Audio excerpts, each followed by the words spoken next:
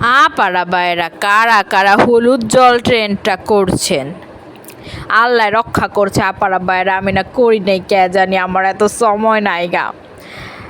এটা হইল সাধারণত একটা আত্মা জাগানোর চূড়ান্ত নিষিদ্ধ রিচুয়াল, আর তুমি সেটা নিজের ঘরে বৈশাই কইরা ফালাইতেছ।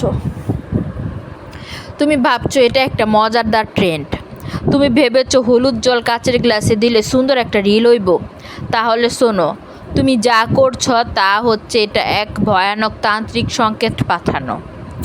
আর সে সংকেত এখনও বাতাসে ভেসে আছে। পুরনো গ্রন্থ প্রেতবিধান এ বর্ণিত আছে এক রিচুয়াল যেখানে হলুদ জল ও কাচ একত্রে ব্যবহার করা হতো প্রেত লোকের আত্মাদের কাছে দরজা খোলা সংকেত পাঠাতে। এই রিচুয়ালের নাম তমসা দারোহণ, অর্থ অন্ধকার আত্মার অবতরণ। 3টি পদক্ষেপ: 1 কাচ আত্মার দরজা, 2 জল আত্মার গতি, 3 হলুদ আত্মাকে ডাক এবং তুমি সে আহ্বানকারী। হ্যাঁ, তুমি ডাক দিয়েছ, হয়তো জানো না, কিন্তু তারা জানে কে কোথা থেকে কখন ডেকেছে। এখন শুরু হবে আসল খেলা। প্রথম দিন অস্থিরতা, দ্বিতীয় দিন ছায়া দেখবে যেখানে কেউ নেই, তৃতীয় দিন আয়নার দিকে তাকাতে ভয় পাবে, চতুর্থ দিন ঘরের জানালার পাশে কেউ নিঃশ্বাস নিচ্ছে তুমি স্পষ্ট শুনবে, পঞ্চম দিন তোমার শরীর দুর্বল হবে, কাঁধ ভারী লাগবে, চোখ ঘুম আসবে না। সবচেয়ে ভয়ঙ্কর সত্য, এই রিচুয়ালটি একবার শুরু হলে মন্ত্র ছাড়া বন্ধ হবে না। আর তুমি যদি আবার এই একই রকম ভিডিও বানাও তাহলে এটা বারবার জাগবে, প্রতিবার নতুন ছায়া, নতুন অভিশাপ। তন্ত্র বলে জ্ঞান ছাড়া যিনি আহ্বান করেন তিনি নিজেই দ্বার হয়ে যান। তুমি এখন সেই দ্বার, তোমার শরীর, তোমার ঘর, তোমার ছায়া সবই এখন প্রবেশযোগ্য। রক্ষা পেতে যা করতে হবে এখনই। প্রতিদিন সন্ধ্যায় লাল কাপড়ের উপর ধূপ ও প্রদীপ জ্বালাও। 3 দিন গঙ্গা জল ছিটিয়ে বলো, এই ডাক ভুল ছিল, ফিরে যা। কাচের গ্লাস কখনো ভেঙো না, কারণ তার ভেতরে সে এখনও দেখে তোমার দিকে।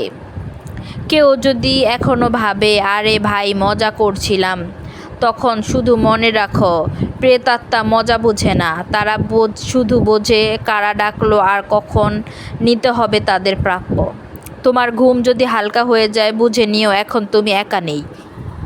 তাই আপার আব্বার একটা কথা কইবার চামো যে দুনিয়াতে দেখানো মানুষের যে কোনো জিনিসে উৎসর্গ হয়ে পড়বা না।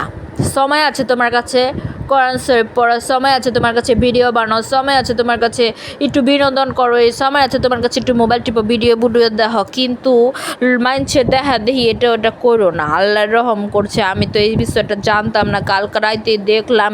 আর যাই না, খুবই আমার কষ্ট লাগছে যে আমার ফ্রেন্ড কতগুলো আছে এরকম ছাড়ছে, দেখলাম ভিডিও ওরা ছাড়ছে, ভাল লাগছে দেখে, সুন্দর লাগছে, কিন্তু এর মধ্যে যে এই রহস্য ছিল ওরা নিজেরাও জানে না, আমি জানি, কারণ তারা যদি জানতো তাহলে এরকম জীবন করতো না।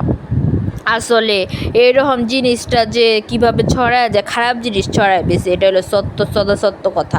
তাই এটা ছড়ায় গেছে আর কেউ আমরা বুঝবারও পারি নাই। তাই তোমরা এই ভুলটা থেকে বিরত থাকো। আর হলো তোমরা যদি বেশি সমস্যা হয় তোমরা কি করবা জানো, ওরা তো হিন্দুকে বিধান কইছে, অবশ্য আমরা তো মুসলিম। তোমরা একটু আমার ছোটো বোন হিসেবে আমি একটা উপদেশ দেই, ছোটো বোন হিসেবে আসলে উপদেশ না, একটা কথা কই আর কি। কথাটা হইলো তোমরা জমজমের পানি ছিটিয়ে রেখো পুরো ঘরের মধ্যে, যদি বেশি সমস্যা হয়। আর তোমরা একটু আস্তাগফিরুল্লাহ, আয়াতুল কুরসি এগুলো পড়া থাইকো, দেখবা চইলা যাইব গা।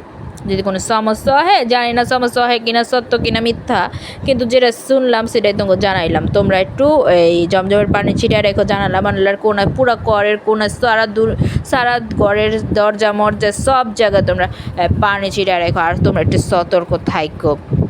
কোরআনটা নিজের ঘরেই রাখো, যেখানে ঘুমাহ, যেখানে বেশি সমস্যা হয় ওখানে কোরআন শরীফ রেখা দিও, বুঝছো? পবিত্র জায়গা, পবিত্র জিনিস দেখবা সব কিছু দূরে যাব। কোরআনের থেকে বেশি সত্য কিছু নাই, জমজমের পানির থেকে সত্য কিছু নেই। আমরা যারা মুসলিম ধর্মাবলম্বী আছি আর যারা হিন্দু ধর্মাবলম্বী তারা তাদের রিচুয়ালগুলো পালন করো দয়া করে। তোমাদের আমি না করুম না, কারণ সবার ধর্মই সবার কাছে প্রিয়, তাই সবাই একটু সতর্ক থাকো। আর একটা থেকে তোমরা বিরত থাকো। তোমরা যারা হিন্দু তারাও বিরত থাকো, যারা মুসলিম আমাকে বাই আছে আর যারা হিন্দু বাই আছে বোন আছো, তোমরা সকলেই কিন্তু এই জিনিসটা থেকে বিরত থাকো। আর যারা জানে না অগো জানায়ও।